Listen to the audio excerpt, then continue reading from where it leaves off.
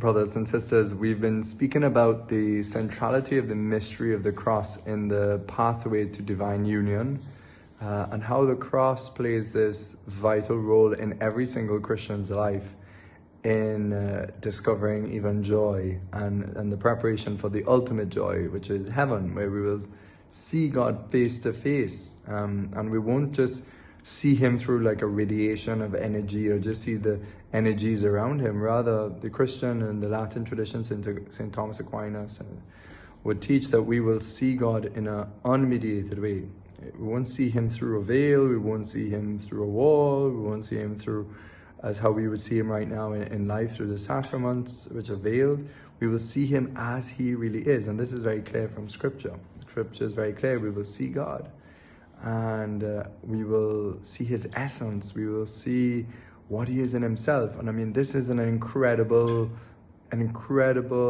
thing. Like, it's something we should think about, but maybe we can get so busy with life and bogged down in our own issues and works, and that we can fail at times to recollect and call ourselves to just think about this thing. What is God like in his essence? Like, what is it like to see him as he really is?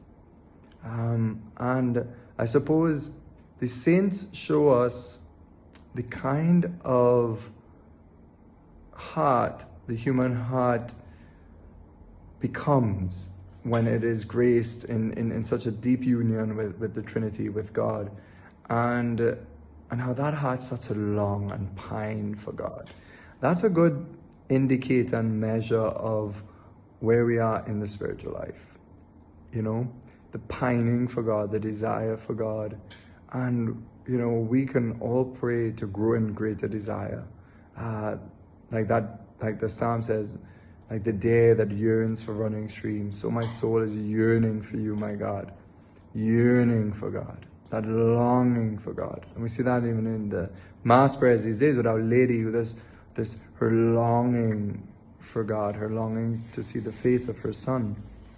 And I suppose a pregnant woman and a father, mother and father, when they're waiting for that child, I'm sure the natural culmination is this desire gets stronger and stronger to see the face of this child that is growing in secret and hidden.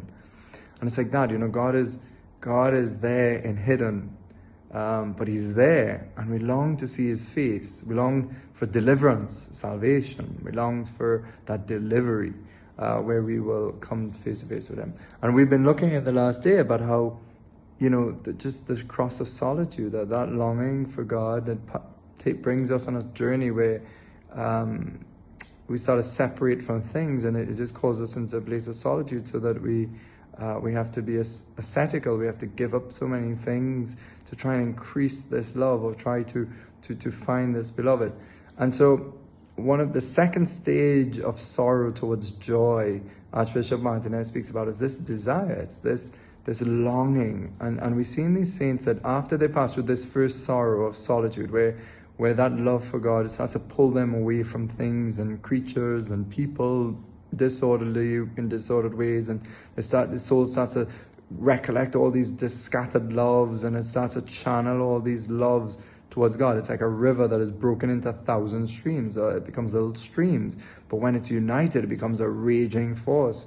And this is what we have to pray establishes in our spiritual life, that all our scattered loves will pull away, and so our heart could concentrate, could be fixed in God and in God's love, and so that then we could experience a joy that is incredible, and that starts to become more present to us. The face of God, quote unquote, through faith.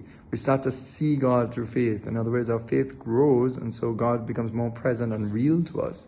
And this all comes through this purification of the first sorrow. And then this leads to this second sorrow, which is an incredible intensity, a greater longing. And so much so that the saints show us that longing becomes a greater sorrow than even the solitude. It becomes, but it's a sorrow of longing that is mixed with joy and sweetness.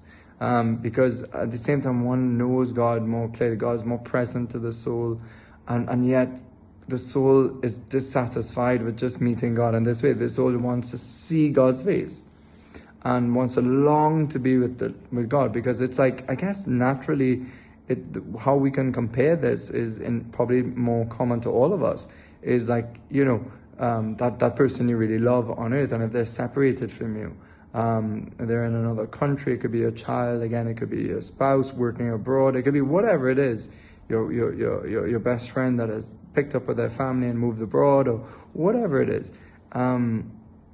You miss them so much when they're no longer there. You could speak to them on the phone, and yes, we could talk to God right now, but we can then see him face to face in the Eucharist, which is like the best thing we can do with God on earth. But then we long more than that. We long to see him beyond just the veil of the Eucharist. We want to see his face.